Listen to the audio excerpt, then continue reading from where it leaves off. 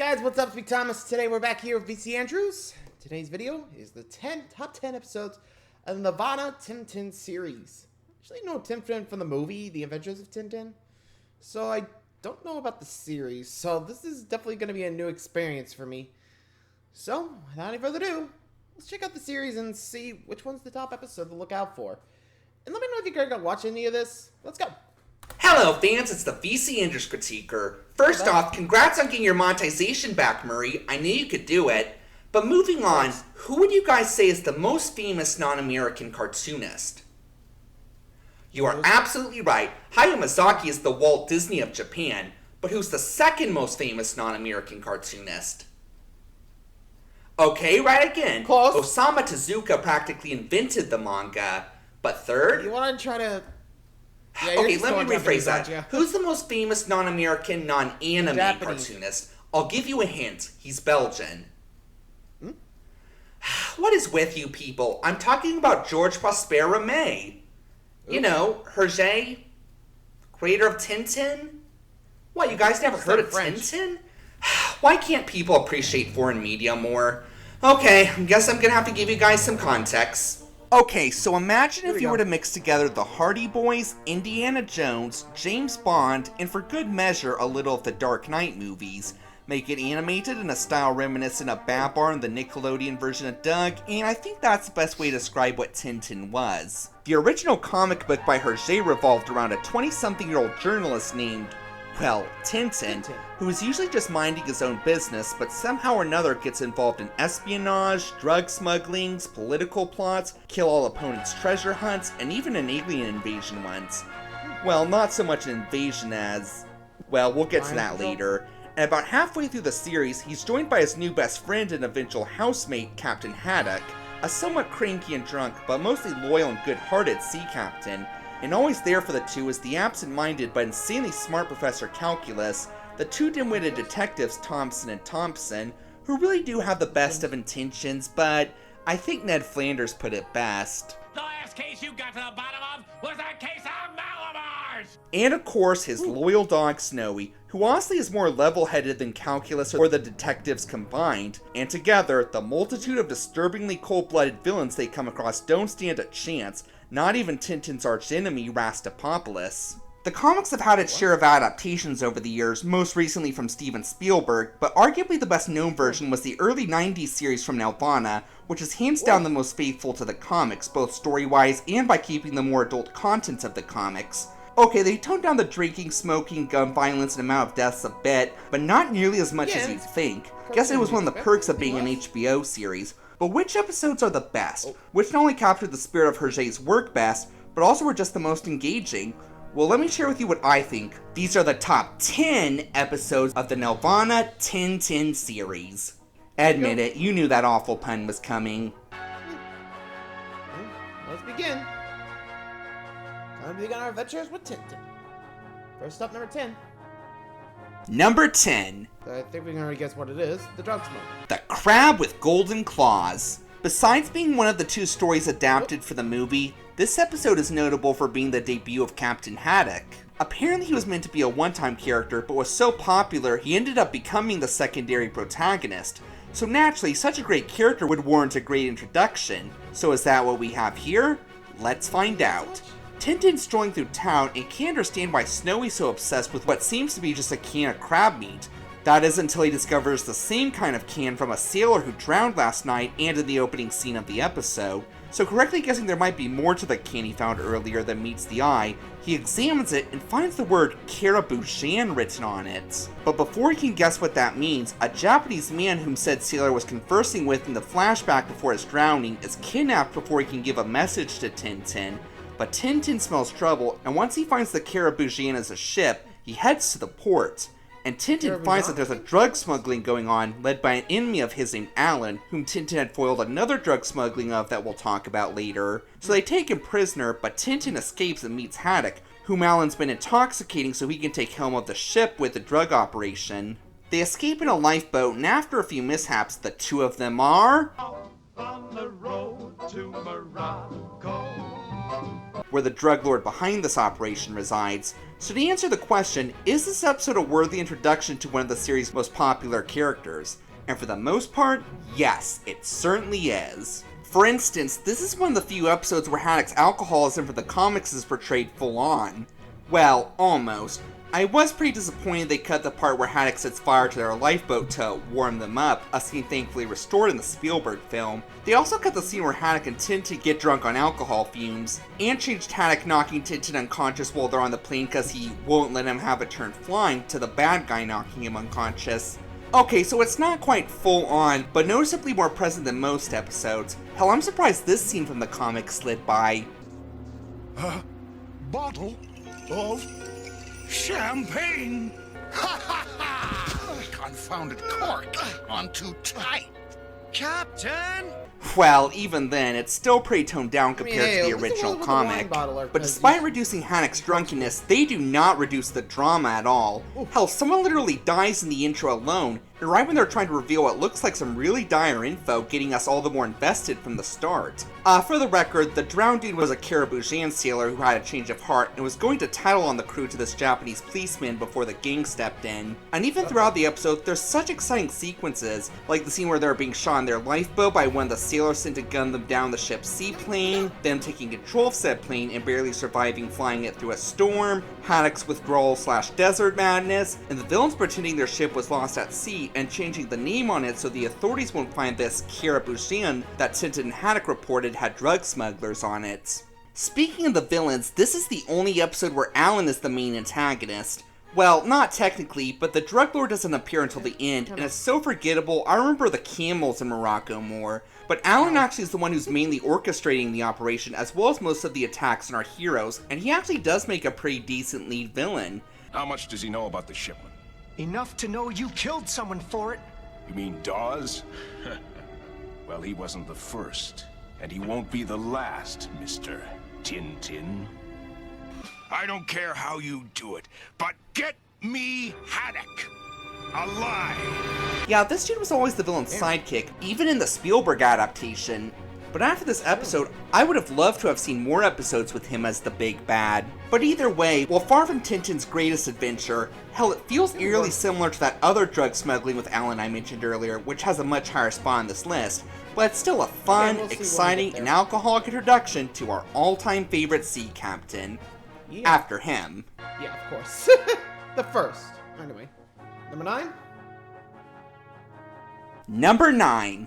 Military, I'm guessing? What's going on here? The Calculus Affair. This one's going to be a bit shorter because the premise itself is somewhat limited, but this episode definitely makes the most of its limited premise. Not long after Haddock and Tintin become millionaires, how that came to be is for the next round though. They find everything made of glass in their new home, Marlin Spike Hall, is shattering for no apparent reason. That is until Professor Calculus, the absent-minded scientist who helps them acquire the treasure that made them rich, leaves for a physics convention in Geneva. And Tintin correctly guesses that the shattering was from one of Calculus's latest experiments, namely an ultrasonic device capable of mass destruction, that the secret agent dude seems pretty interested in getting his hands on. After finding out he's headed for the same hotel as Calculus, the two realize that they might be after him for said device and head out to warn him. But now the rest of the organization, namely from a fictitious country called Bulgaria, are determined to make sure they don't get in the way of the kidnapping and begin a terroristic game of cat and mouse. So yeah, the rescue kidnapped scientist trope was nothing new when the original comic was published, and certainly not when the episode adaptation was released in the early 90s. But cliches aside, the premise is still pretty well done, both comedically and dramatically. On the drama side, we got car chases, gunfirings, the bad guy sending the hero's car into a river, nearly causing them to drown, Tintin climbing onto the wing of an airborne airplane to rescue Calculus, and get this, the Bordurians plant a bomb in the mansion of an ally Calculus was going to visit while Tintin and Haddock are there, I guess because he knows too much about Calculus's invention, but they really don't clarify that. Anyway, the bomb goes off, and the heroes still survive. Hell, they honestly don't even seem hurt all that bad. I tell ya, these guys are made out of iron. But this episode is just as comedic, partially from our leads being considerably more stupid than usual. Operation Rescue! Captain! Charge! Take this and that! We are working an undercover mission here in Switzerland, looking for Haddock and Tintin.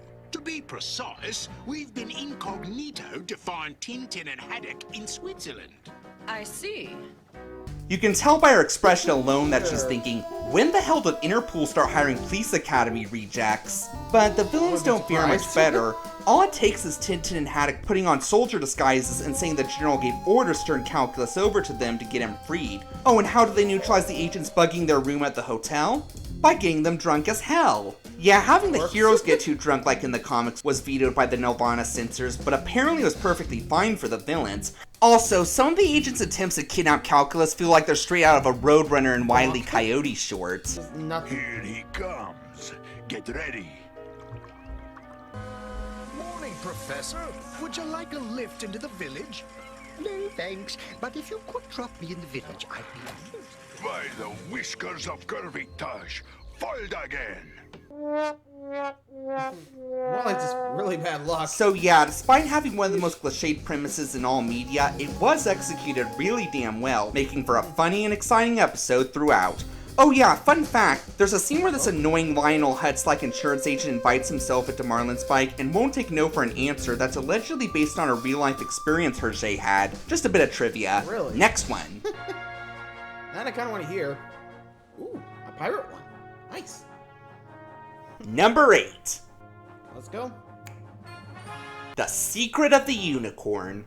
Oh, This story is based off notable the for Tintin two movie. things. One, being the other of the two original There you go. Tintin stories to be the basis for the 2011 film. brothers? And two, do you notice how in media, whenever a character does come across wealth or treasure, they almost always lose it by the end of the episode to maintain the status quo? Well, Hergé said, to hell with the status quo, if my protagonists get rich, I want them to stay that way. How rare and cool is that? Well, okay, it wasn't technically until the next installment, Red Rackham's Treasure, that they actually get rich and inherit Haddock's ancestral home. But despite introducing Calculus, that one wasn't quite good enough to make the list. So let's talk about the episode that led to that less exciting installment. Tintin's at the flea market one day and buys a cool model ship called the Unicorn as a gift for Haddock. These two guys called Saccharin and Barnaby also seem to really want the ship and each offer Tintin quite a bit for it. But Tintin makes it clear that the ship is not for sale. But then when his ship is stolen and placed ransacked shortly after, he starts to wonder if maybe there's something more to this ship than meets the eye.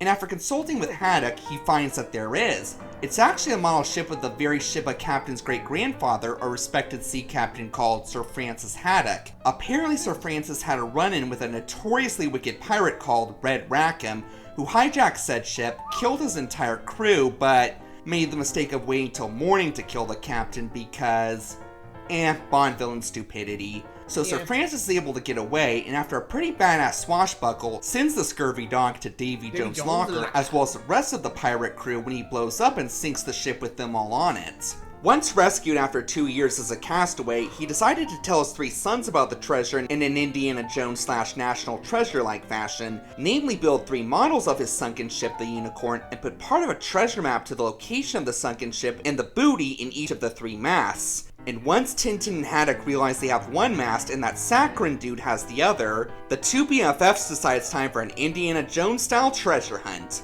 Only thing is, the owners of the 3rd ship aren't quite as amicable. So yeah, I can definitely see why this was chosen by Spielberg as one of the 2 stories to adapt for the movie. I mean, if your main characters get rich and stay that way in the series, then an exciting adventure for how that's maintained is warranted, and that's mostly what we have here. One is its captivating mystery and effective use of red herrings. I love how the episode throws us off by making Saccharin seem so obviously like the culprit who steals Tintin's ship, since he seemed noticeably more obsessed with it than Barnaby, even stalking Tintin at his house, and, let's be honest, looks a lot more like your stereotypical cartoon villain. But then nope, he's just a harmless ship collector, and Barnaby turns out to be the one who stole it, and also ransacked his place. Nice way to throw us off, Hergé. And of course, there's the flashback story Haddock tells us about Sir Francis. It takes almost half of the first part of the story, but that doesn't matter because it's literally that good. It's action-packed, rush-inducing, and has some of the best over-the-top adventure recapping since Mickey as the brave little tailor. I'm getting angry, Red Rackham. Ah, I've got ya now. Captain! Captain, hey, watch the sword! Yeet! Plus, talk about giving Haddock such a cool family history. And guess what else? Hergé throws us off even more. After making it seem like Barnaby is the villain, we learn that he was just an accomplice who's having a change of heart but gets shot before he can say too much, but somehow survives and eventually rats the true villains out to the twins. Speaking of which, what about the true villains of the story, aka the Bird Brothers? Well, unfortunately they are not the most memorable Tintin villains, not even by a long shot. They don't even appear until the third act, and even then, they're defeated pretty easily. And what's their backstory? They were artifact collectors who found out about the parchments and were willing to go to more immoral lengths to obtain the other pieces than Tintin and Haddock. And that said, their personalities honestly aren't much more interesting either, sad to say. The Spielberg film's interesting in that it drops the Bird Brothers and actually does make Sakharine the villain. Sure, it kind of defeats Hergé's purpose for the character, but never mind, because Sakharine is a 10 times better villain than the Bird Brothers. He's ruthless, intimidating, occasionally funny. Do I pay you to talk to me? You don't pay me at all. And unlike the Bird Brothers, is motivated by more than just greed. He was actually a descendant of Red Rackham, which I guess makes sense seeing how much these two look alike, so he wants to reclaim his family treasure and avenge his ancestor. That's a way cooler motive. But regardless of having subpar villains, the story itself is a really engaging Indiana Jones-like adventure full of interesting twists, some awesome family history for our characters, and leading to the story that led to the main characters getting filthy rich and meeting Calculus. All I can really say is... Yo ho ho and a bottle of rum! Red Rockham's treasure, here we come! Yeah, I mean, to be fair, like, if you could influence a movie like that, yeah. Yo ho ho and a bottle of rum, Red Rackham's treasure, here we come. I don't know why, it's actually kind of sounds catchy, you know? Anyway, it's actually a pretty good start. You know, we had drug smuggling, a pirate treasure, and, well, saving a friend from international spies. Wonder what's next? Uh-oh. Hope that's not a bubonic plague reference. Number 7. Hold on, let's see. The 7 Crystal Balls / Prisoners of the Sun. Again, I know I'm cheating a little, and there are other 2-part stories on this list where I'll talk about one but not the other, but I just feel that these are 2 halves of a story that can't be properly discussed without the other, so cut me some slack here. Tintin and Haddock decide to relish their newfound wealth in high society by attending an elite magic show. One of the acts is an old friend of theirs, General Alcazar, who's moonlighting with his new friend Rupak. It's a pretty fun night, until a psychic tells a member of the audience that her husband's doomed to fall into a deadly illness that no one ever recovers from, and sure enough, said lady gets a message that her husband has come down with a deadly illness that no one ever recovers from. And it turns out he was one of 7 archaeologists who had recently returned from an expedition where they desecrated the tomb of an Incan emperor and took his corpse as well as an ancient text back to Europe with them. And once translated, said text was basically a prediction of this happening, and that they'd have an inescapable divine curse fall upon them. Haddock's not convinced, but one by one, the remaining explorers fall into a coma, each by a broken window with some shattered crystal glass beside it. And despite the best efforts of Tintin, Haddock, and the authorities to keep the remaining members from suffering the same fate, the prophecy is eventually fulfilled with each member falling victim to the strange shattered glass, eventually finishing with Calculus's old friend. Though they did kind of bring it upon themselves trying Thompson and Thompson as their bodyguards. Who's guarding his window? I am, of course. Then what are you doing out here? Great Scott! And when Calculus disappears after trying on the bracelet of said emperor, the two manage to track the kidnappers on a ship to Peru, and their journey to follow them and rescue Calculus is what makes part 2. So each part of the story is really engaging, just not quite in the same way. The 7 Crystal Balls is more of a horror mystery. The scenes where each archaeologist falls victim to the curse are really intense, and you're dying to know what the hell is causing this. Is it really an ancient curse, or is it all just a ruse? Though the fact that one of the crystal balls literally falls down the chimney of the final victim and reclaims the corpse of the Emperor hints that it's the former. Either way, as much as you're hoping Tintin can save them, you know deep down they're all going to be claimed. Plus, there's some pretty effed up imagery to go with it. No.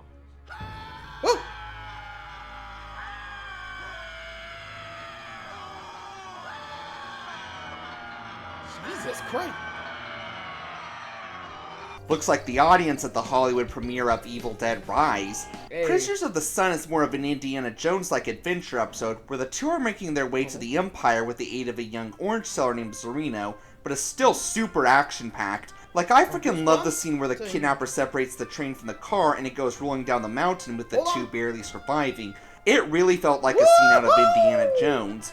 Or when these thieves kidnap Zorino and steal a lot of their supplies, Tintin and Haddock just kick the living shit out of them. So eventually they reach Calculus's kidnappers at the Temple of the Sun, and all is revealed. It was supernatural forces behind the attacks on the archaeologists, just not quite the way we expected.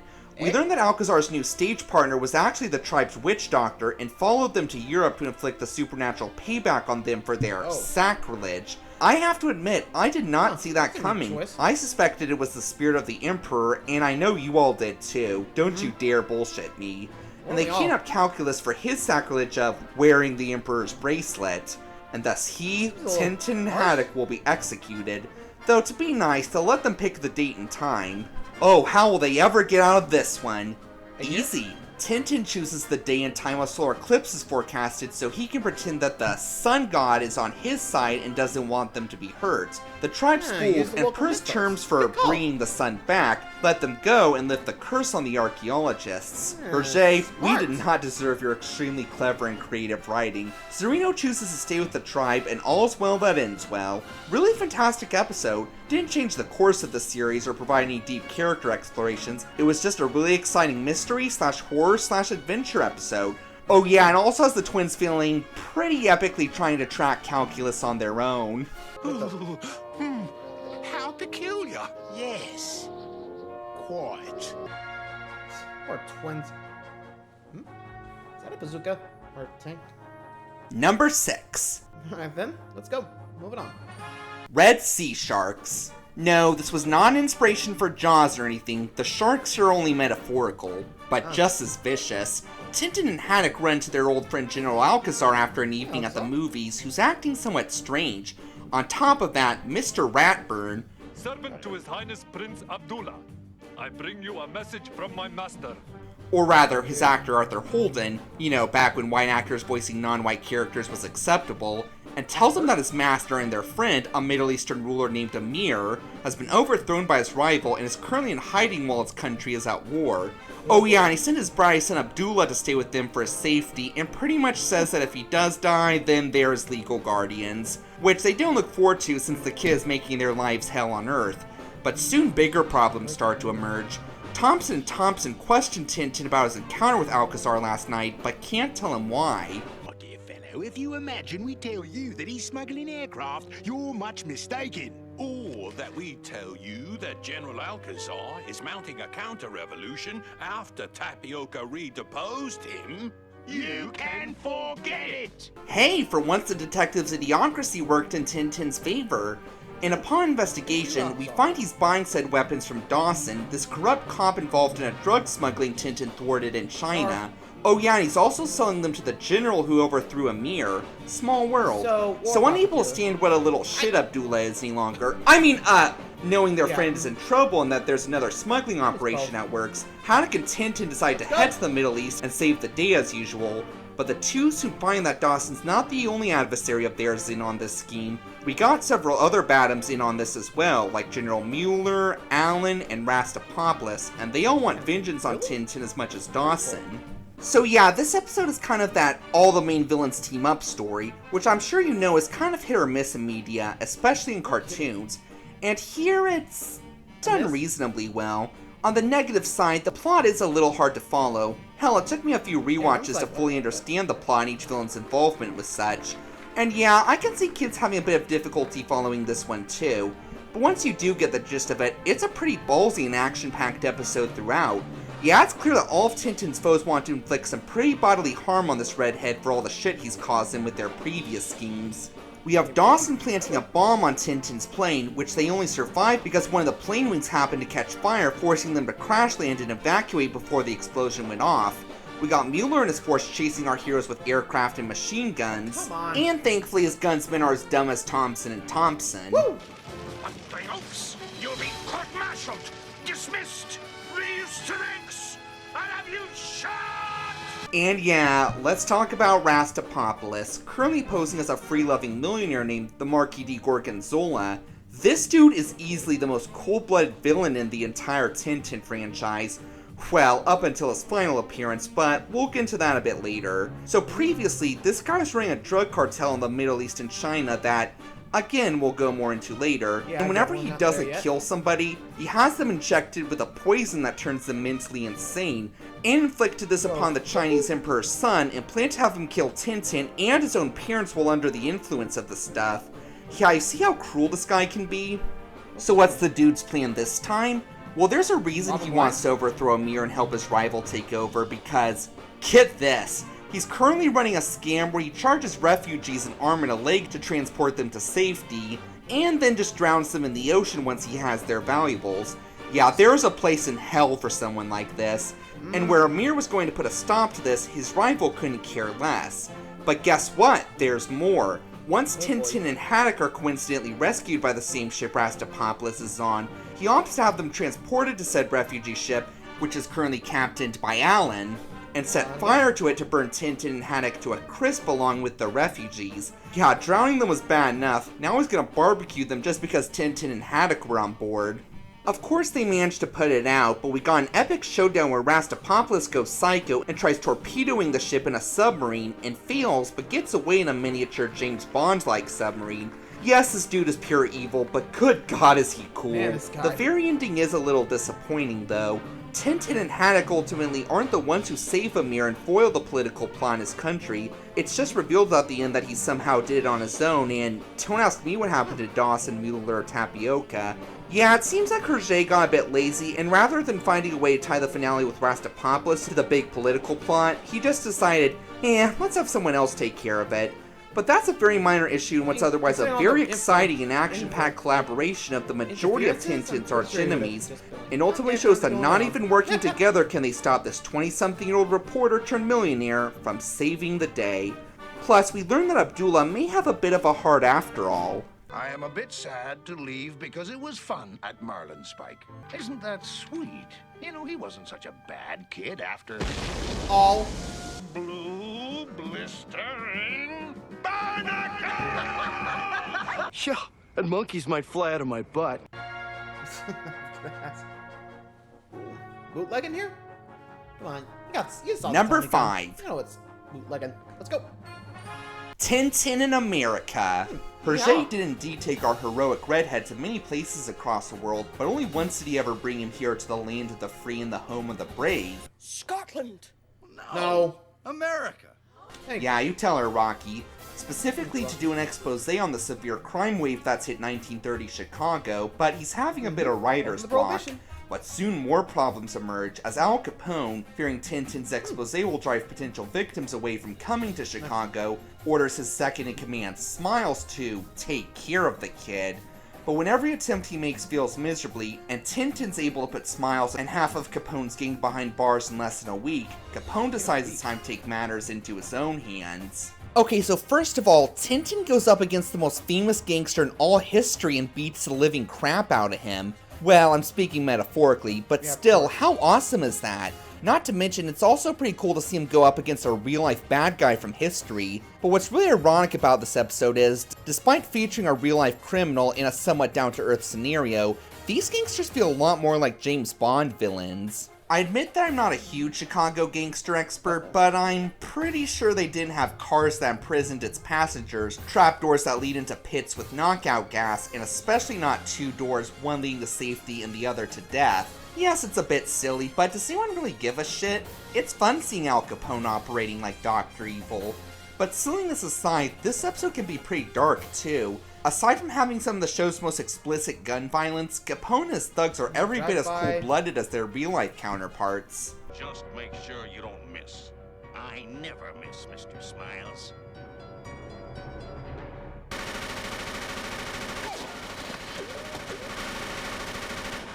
You were saying? Taking care of this guy, Smiles. I am, boss. Trust me. Everything's under control. It better be, or you're next, see? Wow, Capone was so intimidating, he was apparently able to cause people to sprout mustaches in fear. Plus, there are a few times when they actually come the closest any villain has ever come to finishing off Tintin, especially when they kidnap Snowy. But Tintin really deserves credit for how much of a badass he can be against these monsters. I'll make it worth your while, Mr. Tintin. Say $200,000? Of course, if you decide not to accept my offer, then I'll be forced to make you leave in a less pleasant way. I don't like bribes or threats, Mr. Smiles.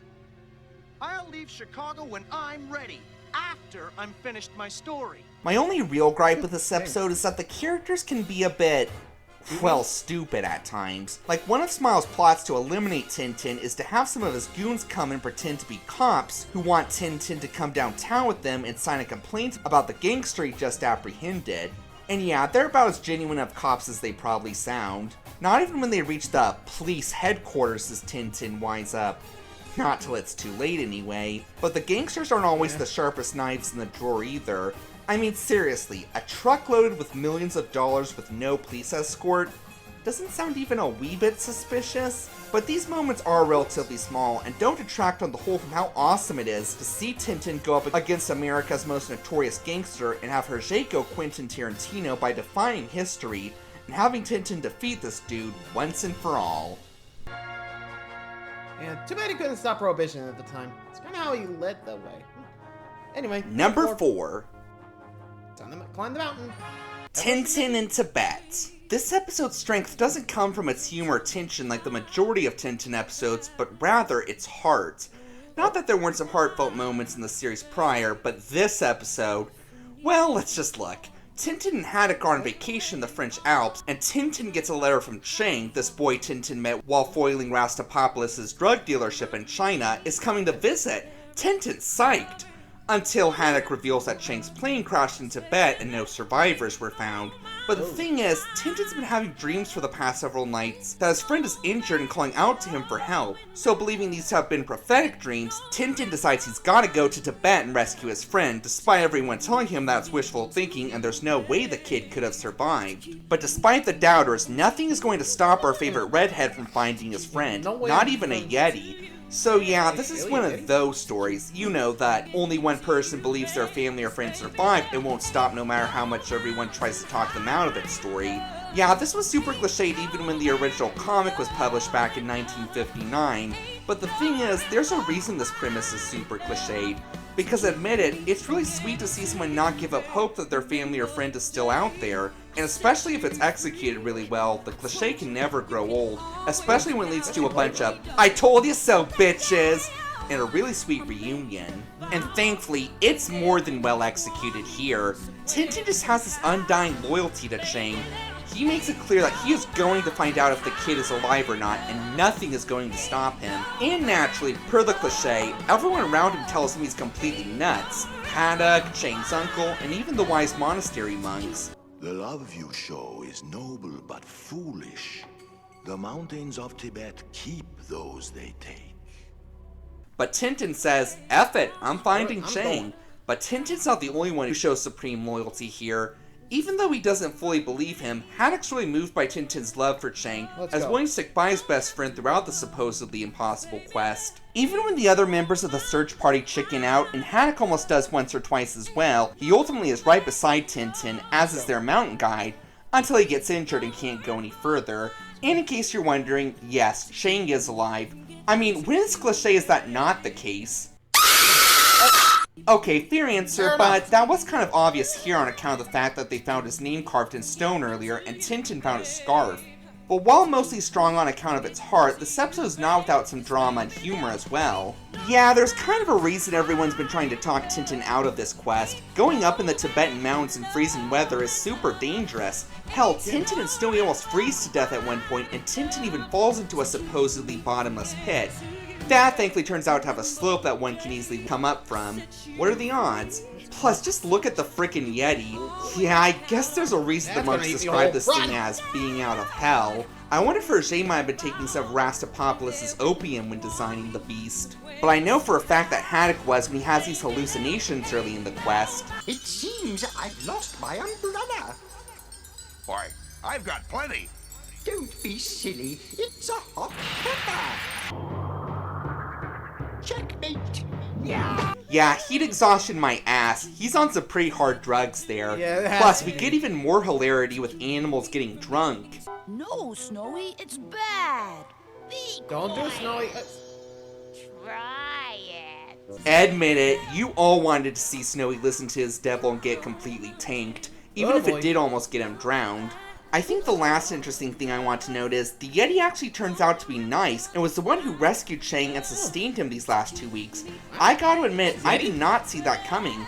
I mean, who could with this thing? Nice job, Hergé. Speaking of Hergé, this story is notable for taking a lot of stress off the dude's plate. Apparently he was having some major psychological depression at the time when he was caught in a love triangle with his wife and one of his own employees, and having nightmares from guilt with White Snow. But instead of retiring like his shrink suggested, he decided to use said nightmares for his next album, as well as a way to give him hope that he'd be reunited one day with his own Chinese friend whom Chang was based off of, and it led to his personal favorite Tintin story ever. And while it's not my personal one, I do love it a lot. It's such a great story about how true platonic friends never give up on each other until they know for a fact they're done for, no matter what anyone says.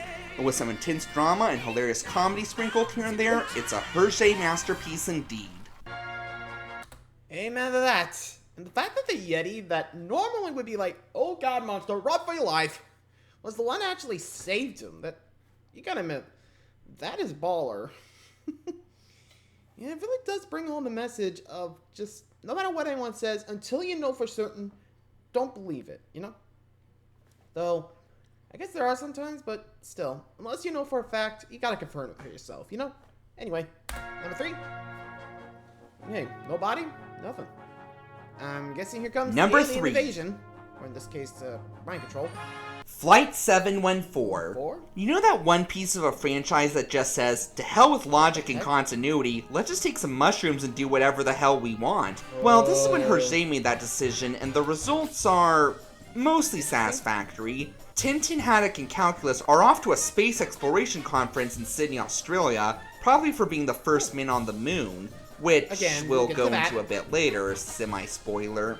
Anyway, they meet this obsessive-compulsive millionaire named Laszlo Carretas, who takes a liking to the gang, and since he happens to be heading to said conference as well, invites them to ride with him on his luxury private plane to the event, which happens to be piloted by an old friend of the gang, Scud.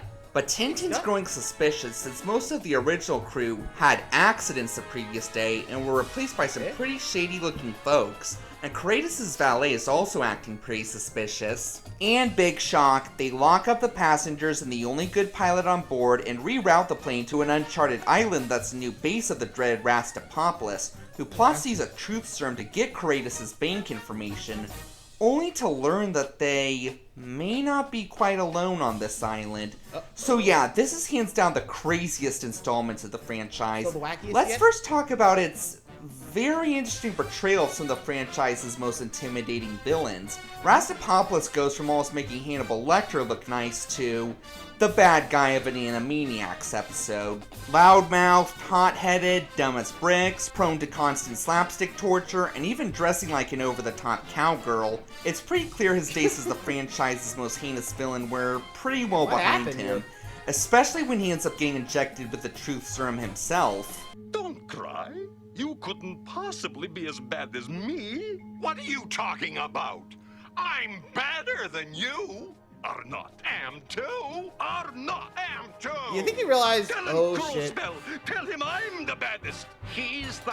Tell him how I was going to shoot you after I got the account number. He What? Was Tintin. I was like, wait, what the? Me? Tell him I'm the baddest. Oh jeez. What is this? I like Tintin's face. Like, what the fuck can I walk in on? Alan, another one of the series' most cold-blooded villains, is pretty much the sure boss, whatever you say lackey here. Yeah, kind of like how he was portraying the Spielberg film, come to think of it.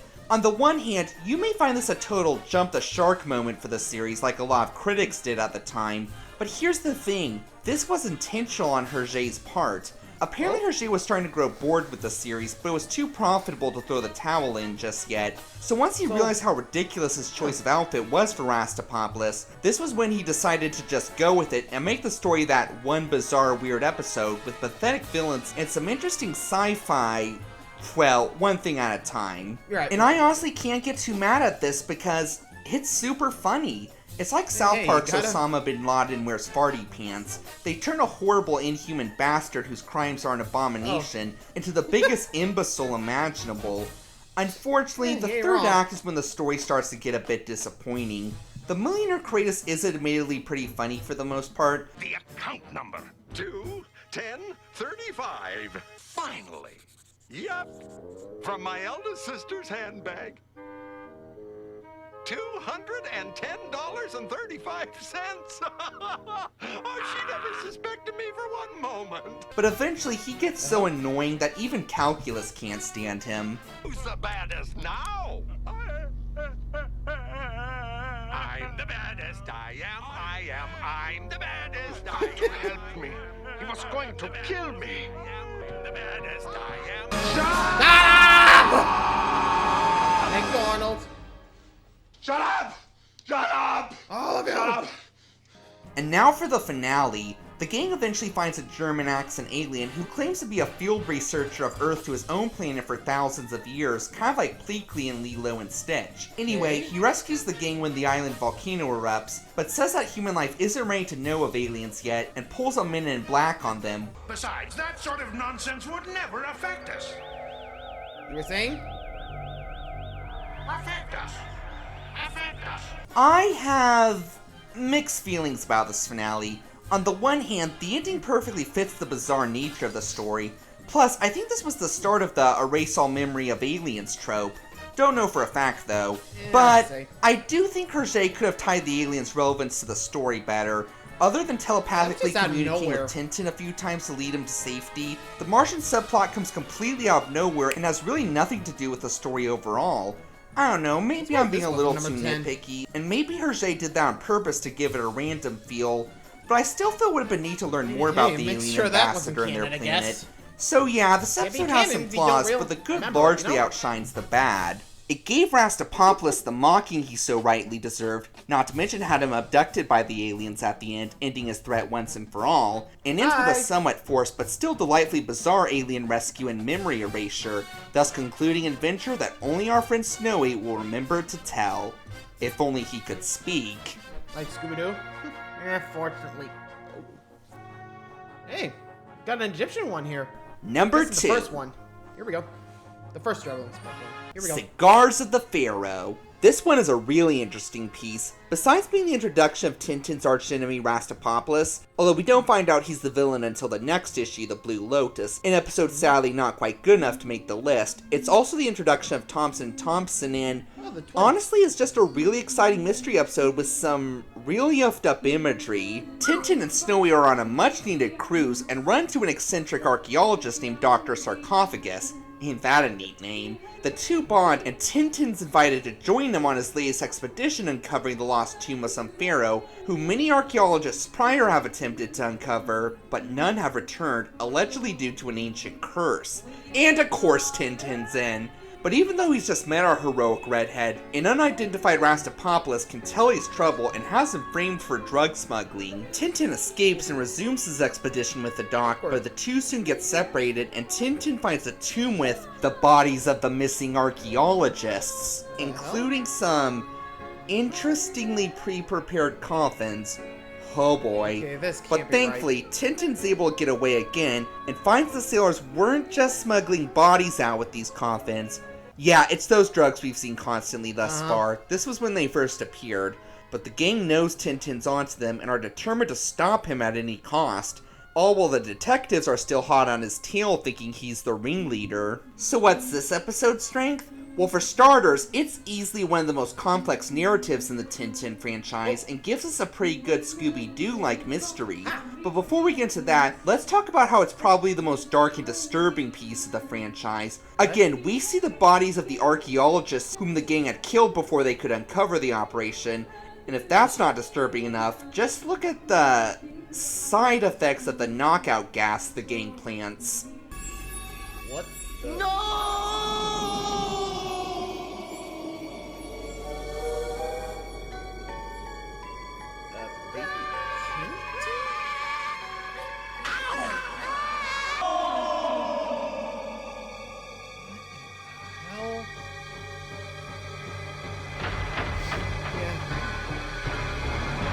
Chase them away! Chase them away! I'm afraid. Need your Okay, that had to have been the opium. That could not have just been frickin' knockout gas. No Plus, kidding. just look at There's this no guy. way knockout gas Yeah, sweet dreams, kids. And just for the cherry on top, look at the outfits of these cult members. Yeah, It's like anyone if the up for Ku KKK Klux Klan references? became devil worshippers. But are neither these outfits nor the fact that these are drug dealers enough for you? Well, don't forget that whenever Rastapopoulos' cult doesn't kill someone who knows too much, like Sarcophagus, they inject them with a poison that drives them mentally insane. Granted, it's played much more for laughs here than in the Blue Lotus. I'm Pharaoh Ramses II, ruler of all the Nile. I am the Lizard Queen! But it's still pretty frickin' it's just like, disturbing. what the But hell? thankfully, the disturbing content does make the story all the more engaging. And as for the mystery of the operation and its members, it's done fairly well. Some members are painfully obvious, like Alan and the crazy hypnotic SOB, but others, not so much. Like, Tintin runs into this house mostly full of old people who seem like they wouldn't hurt a fly, and even tell Tintin where he can get Sarcophagus mental help, writing a note to give to the doctor, which says to apprehend Tintin as the insane one. I honestly did not see that coming. They honestly seemed completely genuine. I also didn't suspect the gunman who wanted Tintin executed at dawn for spying. Anyway, I think the last interesting thing to note here is the detectives. Being one of the earlier works where Hergé was still finding these characters, Thompson and Thompson are noticeably smarter here than they would later be. Well, for the most part anyway. For one, they're able to track the cruise ship Tintin's on to arrest him when they think he's a drug dealer, and later, when Tintin's said to be executed at dawn, they disguise themselves as Arabian gals there to spring him out, so they can deal with him legally themselves. Again, I did not see that coming at all, because that's something that would be way beyond the level of competency these two would later show. And get this, they rescue Tintin for a change instead of the other way around. I bet a lot of you were expecting the Blue Lotus to be on the spot, or, well, anywhere on this list, seeing how I've mentioned it far more than this episode. But I'm sorry, other than the ending and the fact that it properly introduces Rastapopoulos and Shang, I just don't think it's especially memorable. Well, aside from these unflattering Asian stereotypes that I'm honestly flabbergasted we're allowed to stay in the Nelvana series. But honestly, Cigars of the Pharaoh is just a much better story, full of unexpected twists and surprises, rare competency of the detectives, and some of the most disturbing imagery Tintin's offered. And that's why it, rather than Blue Lotus, earned second place on this list. Yeah, fair. Oh, and here comes the Moon episode. And the number one Tintin episode is... Come on.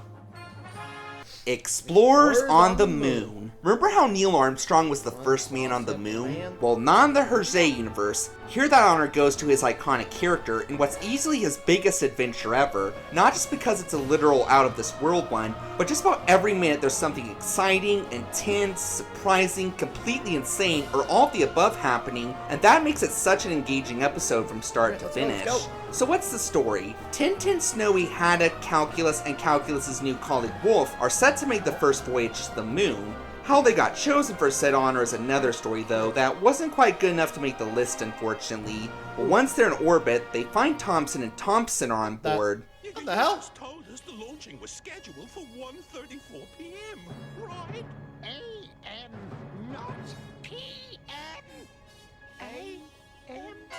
Oh yeah, and the rocket was only equipped with enough oxygen for 4 people and a dog, not 6, so they gotta figure something out quick. See what I mean? Just in the beginning alone, the story's taking a pretty dark turn, but that's just the start. We got the twins accidentally turning off the artificial gravity, Haddock getting intoxicated and deciding to abandon the rocket and go back to Earth, with Tintin having to rescue him and bring him back to his senses. Come back! Not on your life! Look! Home! I'm going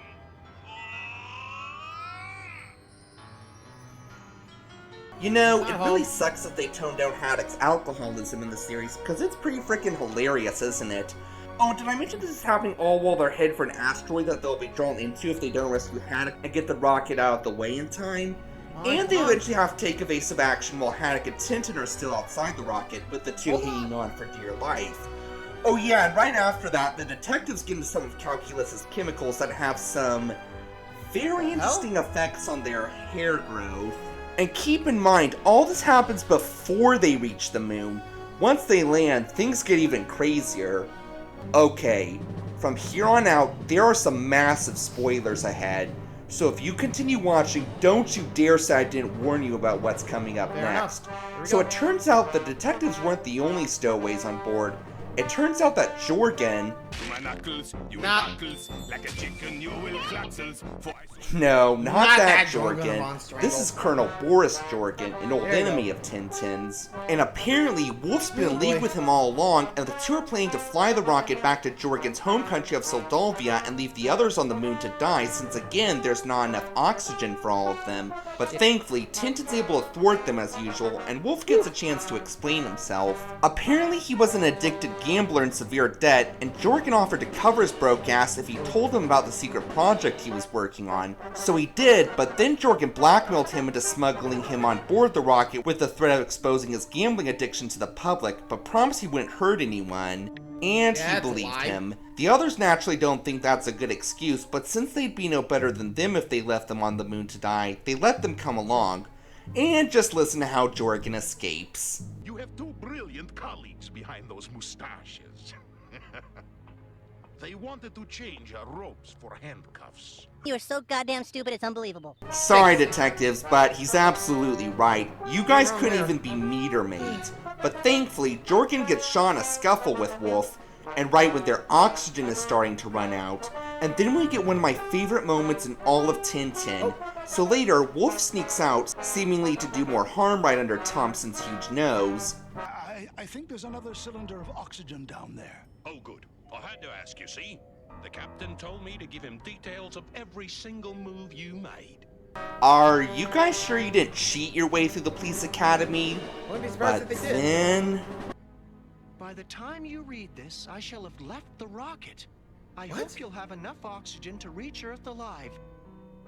Wolf, he cut the wires so that the engines wouldn't stop when he opened the doors. He jumped into space to save our lives.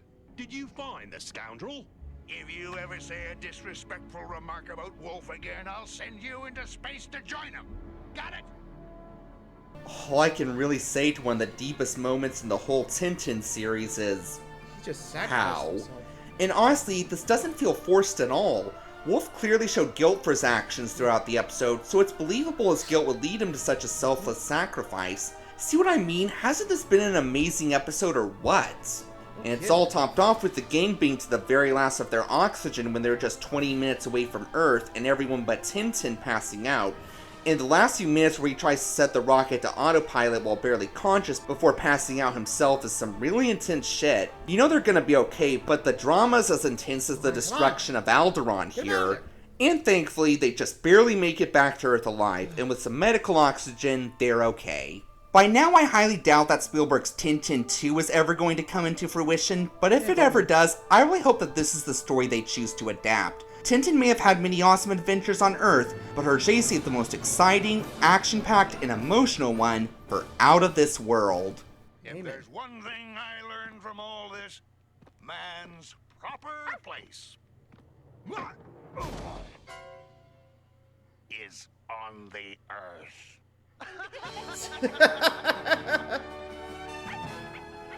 Peace, Wolf. Well, there we go. The top 10 episodes. And honestly, now I gotta go watch the rest of the series, you know?